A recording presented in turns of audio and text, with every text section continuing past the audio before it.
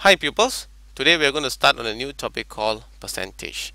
Now, what is percentage? The concept of percentage is a special type of fraction and decimal. It is a measurement of proportion as per 100 parts.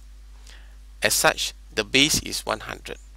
That means the whole is divided into 100 parts, or the group of objects are divided into 100 parts. So today's objectives would be, you'll understand that percentage is a special type of fraction and decimal. You will learn to express a part of a whole as a percentage. You will express a fraction with denominator 100 or 10 as a percentage. And you'll also learn to express a decimal as a percentage. Let's look at this example. A big cake was cut into 100 pieces. 27 guests ate a cake each. What percentage of the cake was eaten? Now, if you look at the square, this square is a whole. It is divided into 100 parts. Okay, that means to say this is a big cake and you cut 100 pieces out of it. And 27 of the guests ate the cake. So, what is the fraction of the part that was eaten? It's 27 over 100. Since the denominator is 100, then the numerator is the number of parts eaten up. This equals to 27%. Of course, if you were to represent the fraction in a decimal, it will become 0.27, which is equals to 27%. Now let's look at another example. There were 100 people in a party. 9 of them wore purple clothes. Find the percentage of the people who wore purple clothes. As previously, with this whole square is divided into 100 parts. Okay, so it represents the 100 people in the party. 9 of them wore purple clothes, as represented by the purple shading of 9 parts. So what is the fraction? 9 over 100, which is equals to 9%. If you were to represent this in a decimal, it becomes 0.09, which is the same as 9 over 100, and that equals to 9%. Now let's look at this example. A florist had 100 flowers. 20 of the flowers were roses. What percentage of the flowers were roses? Now, if you see this, the first diagram, it shows 100 parts and 20 parts shaded yellow.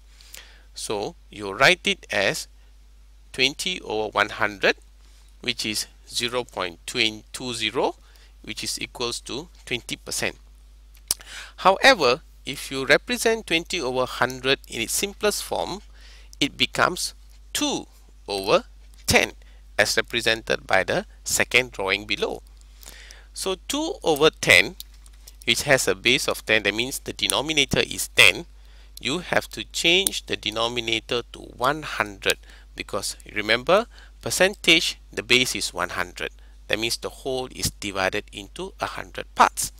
So once you change the denominator to 100, the numerator will become 20, and that would give you 0.20, which is equals to 20%.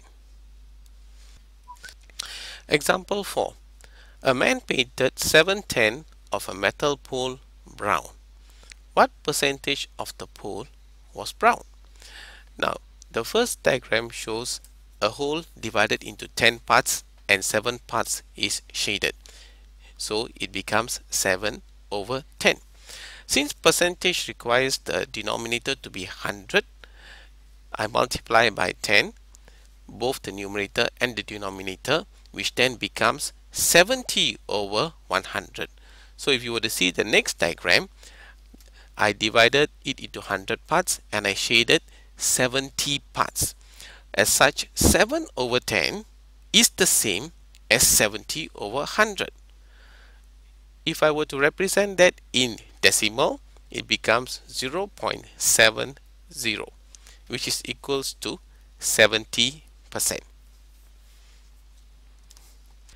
Example 5 shows you how to express decimals as a percentage. The first one shows 0.45, whereby 45 parts out of 100 is shaded.